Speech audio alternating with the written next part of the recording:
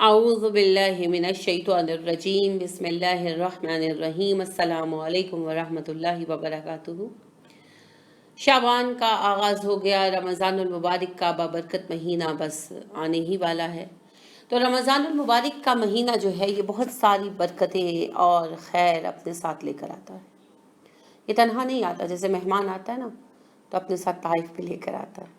تو یہ بھی اللہ کا مہمان جب آتا ہے تو اپنے ساتھ ہمارے لیے بہت سارے تحائف لے کر آتا ہے۔ اب ہم میزبانی کریں یا نہ کریں یہ ہمارا کام ہے۔ اس کے کئی فضائل ہیں، رمضان کے مہینے کے کئی فضائل ہیں، لہٰذا حضرت انس بن مالک رضی اللہ عنہ سے مروی ہے کہ رمضان کا مہینہ آیا تو رسول اکرم صلی اللہ علیہ وسلم نے ارشاد فرمایا، بلا شک و شبہ یہ بابرکت مہینہ تمہارے پاس آیا ہے، اس میں ایک رات ایسی ہے جو 1000 مہینوں سے بہتر ہے، اور جو شخص اس رات کی خیر و برکت سے محروم رہا وہ ہر طرح کی خیر و برکت سے محروم رہا، اور اس کی خیر و برکت سے صرف وہی شخص محروم رہتا ہے جو ہر قسم کی خیر سے محروم رہتا ہے۔ آپ کو پتہ ہے یہ رات لیلۃ القدر ہے، تو لیلۃ القدر کی پوری تفصیل انشاءاللہ اسی کے موضوع میں دیکھیں گے۔ ابھی تو رمضان کے فضائل میں یہ ہے کہ لیلۃ القدر رمضان ہی کی ایک رات ہے۔ یہ حدیث صحیح ابن ماجہ کی 1333 نمبر ہے۔ ابو ہریرہ سے مروی ہے کہ رسول اکرم صلی اللہ علیہ وسلم نے ارشاد فرمایا، تمہارے پاس رمضان کا برکت والا مہینہ آ گیا،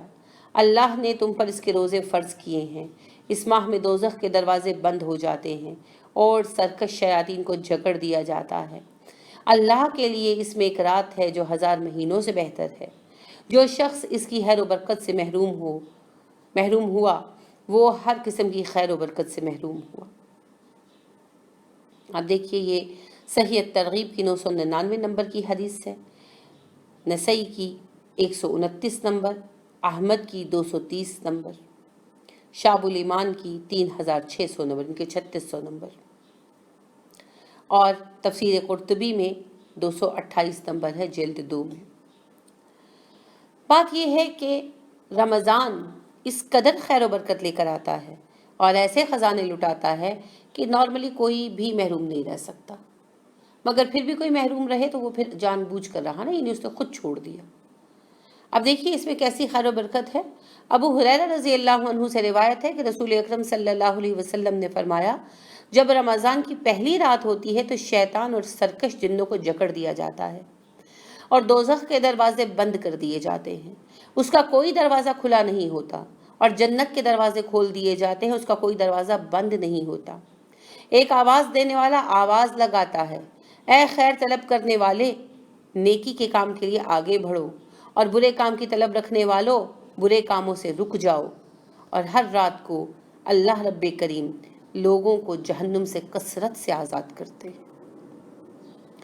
ابن ماجہ کی 1331ویں حدیث ہے، ترمذی کی 682 اور احمد کی 311 نمبر کی حدیث ہے۔ اب دیکھیے ایسی رحمتیں برس رہی ہوں پھر بھی کوئی رحمت سے محروم رہے تو پھر یہ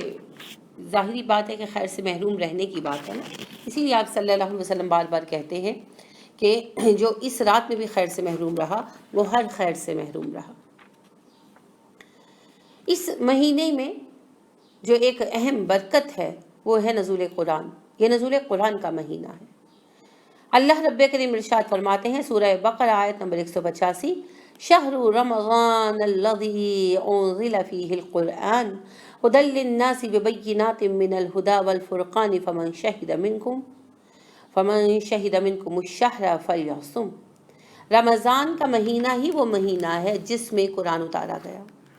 جو لوگوں کو ہدایت دینے والا ہے، اور اس میں ہدایت کی اور حق و باطل کی تمیز کی تمام نشانیاں ہیں۔ تم میں سے جو شخص اس مہینے میں موجود ہو وہ اس کے روزے رکھے۔ تو اس طرح نص قرآنی سے یہ ثابت ہوا کہ قرآن رمضان ہی میں نازل ہوا۔ امام ابن کثیر علیہ رحمہ اس آیت کی تفسیر میں کہتے ہیں کہ اللہ تعالیٰ سارے مہینوں میں سے روزوں کے مہینے کی مدح و تعریف فرماتے ہیں، کیونکہ اللہ تعالیٰ نے ان تمام میں سے اسے قرآن عظیم نازل کرنے کے لیے منتخب فرمایا۔ تو اب اللہ رب کریم کا یہ فرمان ہمارے سامنے ہے۔ سورہ دخان کی آیت نمبر 3 میں ارشاد ہوتا ہے انا انزلناہ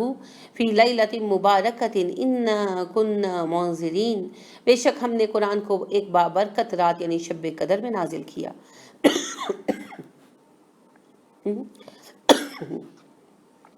اور سورہ قدر کی آیت نمبر 1 میں ارشاد ہوتا ہے انا انزلناہ فی لیلۃ القدر، بے شک ہم نے قرآن کو شب قدر ہی میں اتارا۔ تو آپ دیکھیے کہ ماہ رمضان میں نزول قرآن کا مطلب یہ ہے کہ بعض مفسرین کی رائے میں مکمل قرآن رمضان میں قدر کی رات میں لوح محفوظ سے آسمان دنیا میں بیت العزت میں اتار دیا گیا، اور پھر جبرائیل علیہ السلام حسب ضرورت و واقعہ اللہ رب کریم کے حکم سے قرآن مجید رسول اکرم صلی اللہ علیہ وسلم پر لے کر آتے رہے، اور یہ سلسلہ تقریباً 23 سال میں مکمل ہوا۔ اس سے کوئی یہ نہ سمجھ بیٹھے کہ رمضان میں تو قرآن یعنی نازل نہیں ہوا، تو پھر یہ کیا مطلب ہے۔ تو یہ ایک تفسیر ہے جو مفسرین کرتے ہیں، تفسیر ابن کثیر میں یہی تفسیر ہے۔ اس کے علاوہ تبری کے مطابق یعنی مفسرین نے 2-3 رائے دی نا، کہ اس سے مراد یہ ہے کہ وحی کا آغاز شب قدر سے، پہلی وحی رمضان ہی میں آئی تھی، تو کہتے ہیں اس روز شب قدر تھی، 21 رمضان تھا رسول اکرم صلی اللہ علیہ وسلم پر جو پہلی وحی آئی اقرا بسم کی، تو 21 رمضان تھا، تو کہتے ہیں کہ وہ رات شب قدر ہی تھی، کیونکہ آپ کو پتہ ہے شب قدر تو گھوم کر آتی ہے۔ حضرت واصلہ رضی اللہ عنہ سے روایت ہے کہ رسول اکرم صلی اللہ علیہ وسلم نے ارشاد فرمایا صحف ابراہیم ماہ رمضان کی پہلی رات میں نازل کیے گئے، تو رات اس وقت نازل کی گئی جب رمضان کے 6 ایام گزر چکے تھے،